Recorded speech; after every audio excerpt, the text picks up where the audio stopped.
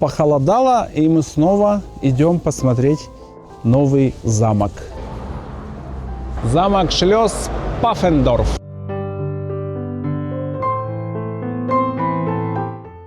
Оригинальный цементик, качественный, до сих пор не сыпется.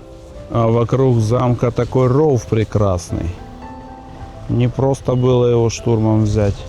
Представьте себе, едете вы по немецкой земле, и вдруг за деревьями появляется он, замок Паффендорф. Башни, ров, стены, все, что положено настоящей сказке. Кажется, еще чуть-чуть, и из ворот выйдет рыцарь, поправит шлем и строго спросит пароль.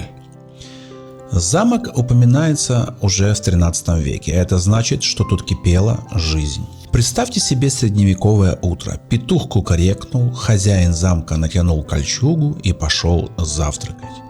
На завтрак, конечно, не круассан с кофе, а хлеб, каша и кусочек чего-то неопознанного, но очень мясного. Ну и на территории замка, как всегда, можно пивка попить. Все как положено, все как у немцев. Ну как без этого? В зале за огромным дубовым столом собиралась семья. Кто-то спорил, кому-то сегодня пасти овец. Кто-то жаловался на скрипящие доспехи. А дети бегали так, что слуги только крестились и шептали, лишь бы ничего не сломали. Опять ведь чинить придется. Жизнь тут текла неспешно, но насыщенно. Турниры, пиры, охота. Вечером при свечах устраивали веселые застолья. Музыкант играл на лютне, а кто-то обязательно пытался спеть громче всех, уверяя, что у него талант. Правда, сосед за столом больше верил, что у него талант к еде, а не к вокалу. В замке было шумно и весело. Ведь представьте, отопления нет, интернета нет. А если хочется развлечься, иди сам придумай турнир во дворе. Но несмотря на все трудности, люди жили с размахом и находили радость в мелочах. Кто-то в новой паре сапог, кто-то удачно пойманном кабане, а кто-то и в свежем слухе о соседнем рыцаре. А сегодня Паффендорф уже не слышит звон шпаг и стук копыт. Здесь можно попить пивка. Теперь здесь музыка и выставки, концерты и фестивали. То есть место все еще шумное, но уже без риска для здоровья. Но замок — это только половина удовольствия. Вторая половина — это природа вокруг. Ведь замок без красивого окружения — это как торт без крема.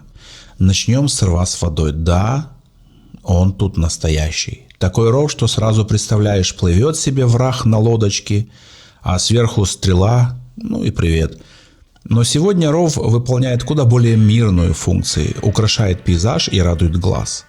Вода в нем спокойная, отражает стены и небо. Иногда кажется, что замок смотрит на тебя в зеркало и довольно кивает.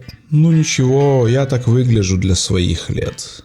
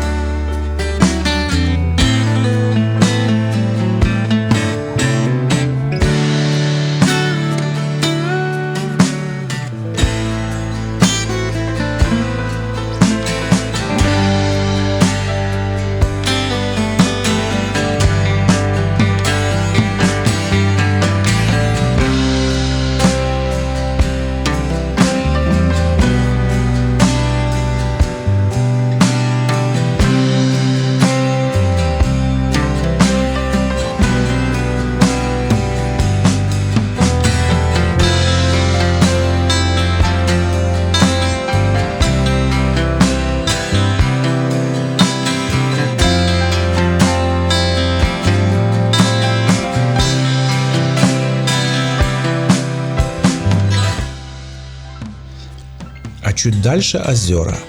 Не какие-то болотца, а настоящие зеркальные глади, по которым скользят, угадайте кто? Конечно же, утки и лебеди. Утки тут чувствуют себя полноправными хозяинами. Важно, вышагивают по берегу, устраивают семейные советы и иногда выпрашивают хлеб у туристов. Ну вот это другое дело.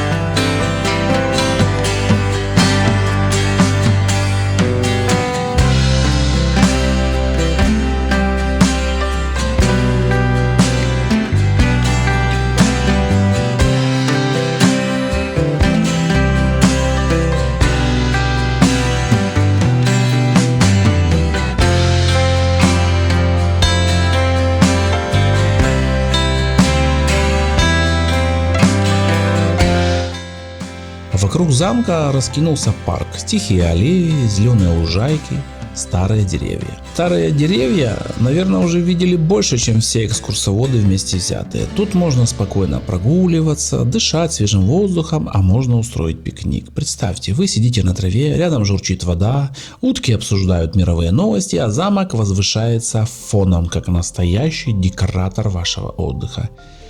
И знаете, в этом месте удивительно все. И тень от башен, падающая на гладь воды, и отражение облаков в озере, и даже шорох листвы. Кажется, что Паффендорф создан для того, чтобы люди наконец-то вспомнили: жизнь прекрасна, если хотя бы иногда выключать телефон и просто смотреть по сторонам.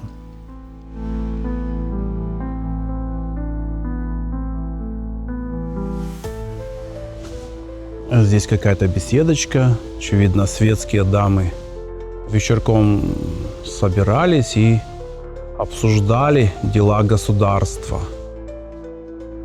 Вместо лампочек здесь, наверное, были факела. Тут стояли скамеечки.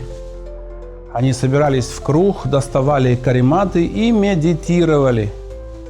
Чем еще можно было заниматься в средние века? Напишите в комментах. Я тут даже вижу сторожевые башни, возможно, здесь был мост когда-то. Замок Паффендорф и его окрестности — это не музей под стеклом, это живое пространство, где прошлое встречается с настоящим, а красота природы дружит с архитектурой.